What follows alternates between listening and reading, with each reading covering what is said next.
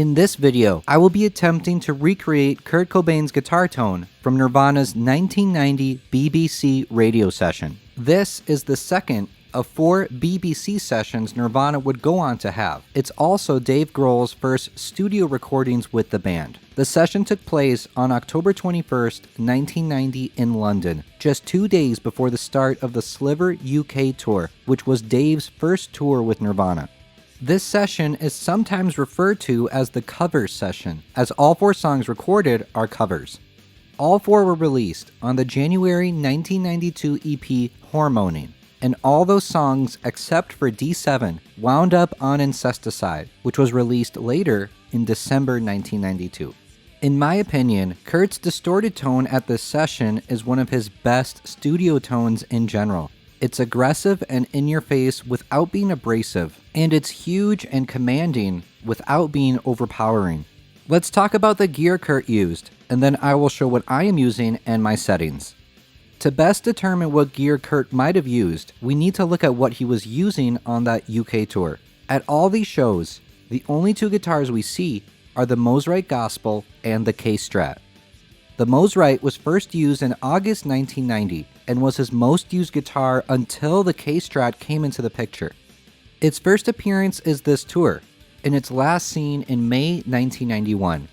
In this time period, the K Strat was his most used guitar. The only show of this tour that we have full video of is October 25th at Leeds. He used the K Strat for the majority of the show and used his Mosrite Gospel for only 3 of the 18 songs. This is a stark contrast for the Mosrite, which had been his #1 guitar that entire summer. So it has to be either one of these 2 guitars that was used at the cover session. That's what Kurt physically had with him while they were in the UK at this time.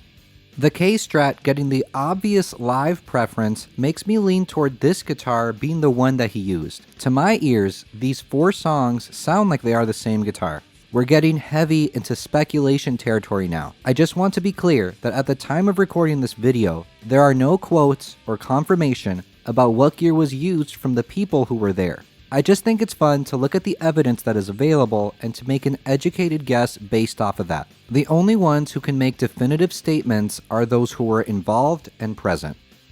I am using my Fender K Strat build. This is hands down one of my favorites, definitely in the top 3 of my collection. I put together and set up this guitar completely by myself, and I am by no means an experienced guitar tech. I am just learning as I go, so I am pretty proud of this one. The pickups are Fender Tex-Mex single coils and a Seymour Duncan 59B in the bridge position. I am using the neck pickup for all of D7, and the Seymour Duncan for the rest of the songs. For D7, I have the tone knob at 5 for the cleans, and I turn it back up to full for the distorted section.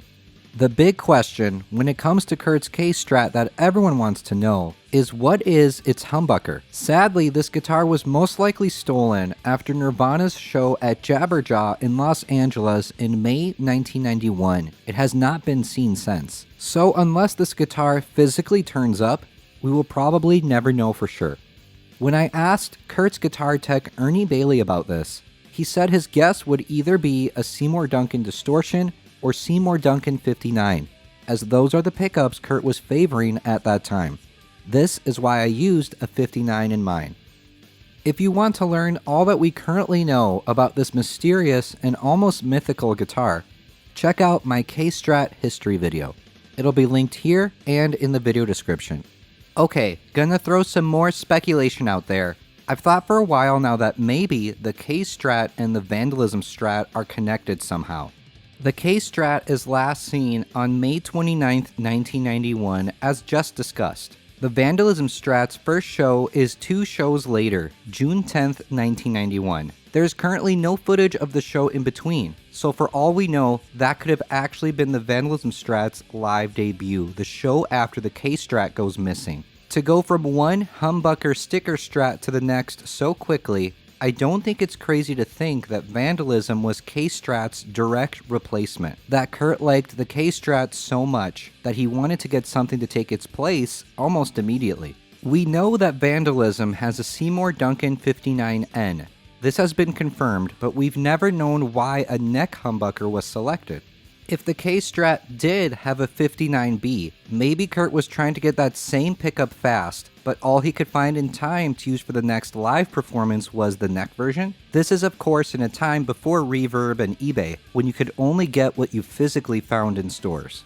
The Vandalism Strat went on to be one of Kurt's main guitars for the rest of 1991, so it theoretically could have taken the place of what was his favorite live guitar right before that point. Again, this is just a theory and a complete guess on my part. It's fun to speculate and to try to connect the dots. Ever since diving deep into K Strat research, my gut has been telling me for some reason that these two have some sort of connection. And now, back to the BBC session. The rest of Kurt's setup gets easier to determine. His pedal setup was just a Boss DS1, and he might have also had his Arion stage tuner. I am using my 1992 DS1. These are my settings. For amplification, Kurt most likely used his Mesa Boogie studio preamp going into a Crown Powerbase 2 power amp into Marshall cabs. I say most likely because we can't see any of these in the currently available footage from that tour to confirm it. There's always the chance that the band didn't fly with these and that Kurt used rental gear for his amp setup. And also, it's very possible that Kurt might have used an amp that the studio had. I will be using my Fender Tone Master Twin Reverb. These are my settings. I've also got some stuff happening in my audio software Pro Tools. I know I have people who criticize me for doing things like this, but at the end of the day, I am trying to recreate a studio tone here. I am confident in saying that there is some sort of post-processing going on in the guitars of these songs, even if it's just the bare minimum EQ and compression. That's just how audio production works. These are things that you do to make all the instruments fit together and live cohesively in a song. Even though I set that up as if I'm about to show you something crazy, I don't have too much going on. For D7, the clean and distorted sections are EQ'd differently. This was the song that was the easiest for me to dial in. For the rest, I found myself getting close, but when I would put my guitar in the backing tracks, it was sounding really thin. What ended up working for me was I duplicated the distorted track and EQ'd the two of them differently. I made one concentrate and emphasize the high end, and the other the low end. There is more of the low end track going, but the mix of these two going at the same time is what finally gave me the fullness I was looking for. There is a small amount of studio room reverb on all the guitars. You'll now hear me play every riff from this session. Settings will be shown in the corner of the screen. Let me know what you think.